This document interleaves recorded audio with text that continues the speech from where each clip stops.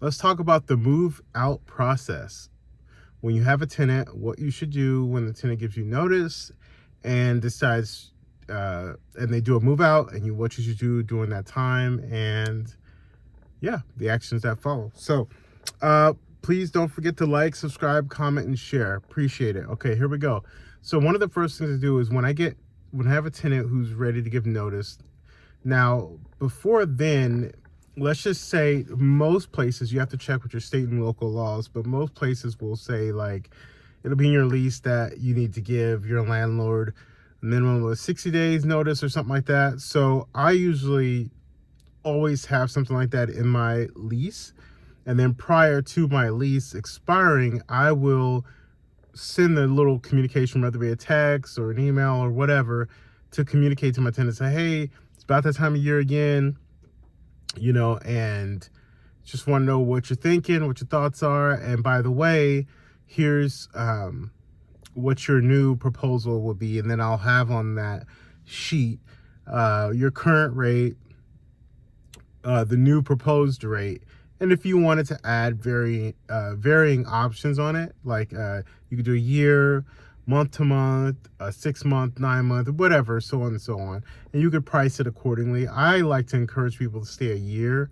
So I will generally make the year price a little lower just so that I can keep, I encourage them to stay, right? I'm not trying to push them out unless I'm trying to, you need to unit back to do a renovation or a repair or something like that.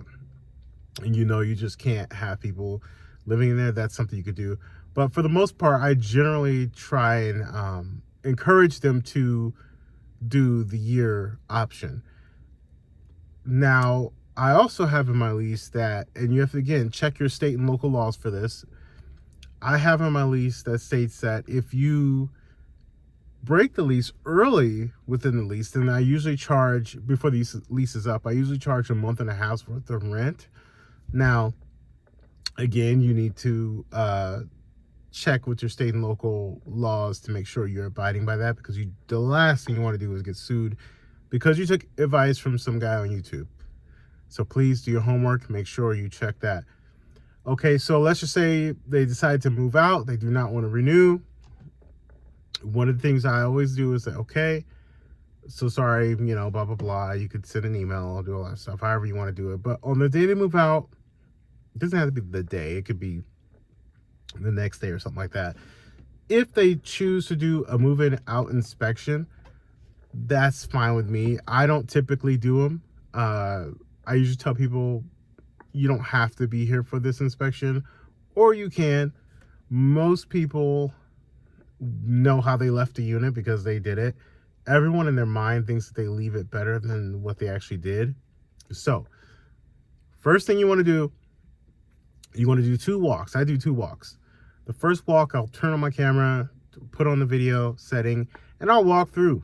And as I'm walking through, if there's something that's significant, I'll point it out, and I'll make sure I notate that or whatever. The second walkthrough, I'll do more pictures, right? So I have that. Now, hopefully you should always, if you have not, you should always take pictures of your place once it is done, meaning the turn is complete, the remodel is complete, whatever you did to improve it or whatever, take a picture so you have it. I personally like pictures, and they call it a Matterport. That's just basically like a 3D walkthrough. Those are 2 things that I like to keep on record, just so I have it, so I know what the original state of the unit was prior to them moving in. And then when you move out, you can compare and contrast to those 2 different types. Now, I know the law requires you have to return the security deposit, or let me correct that. You have to at least give them a statement of accounting within 21 days, and along with that statement, if there is a refund, it needs to be refunded within 21 days. That's typical. And then you want to include 4 days for mailing. So you really want to get it out as soon as possible. As soon as you have all the information, and then after you've done your initial walk and you've recorded everything, did all that, I like to do another walk with my preferred vendor or handyman or whatever the painter, if they got to come in, a carpet cleaner. Do a walk with all these guys so you can get your number together, meaning the number is going to cost you to do your painting. If you have carpets, shampoo carpets, wall damage, whatever. Get all of that numbers from your vendor so that you can have, you can charge them accordingly, your tenants accordingly, out of their security deposit, and then you can go ahead and send that out. And then they can look at that and say, okay, floor damage costs, $150 or whatever. And that way you have covered yourself and you've covered any, because this is a common thing you'll hear. People always say, my landlord wants to keep my security deposit.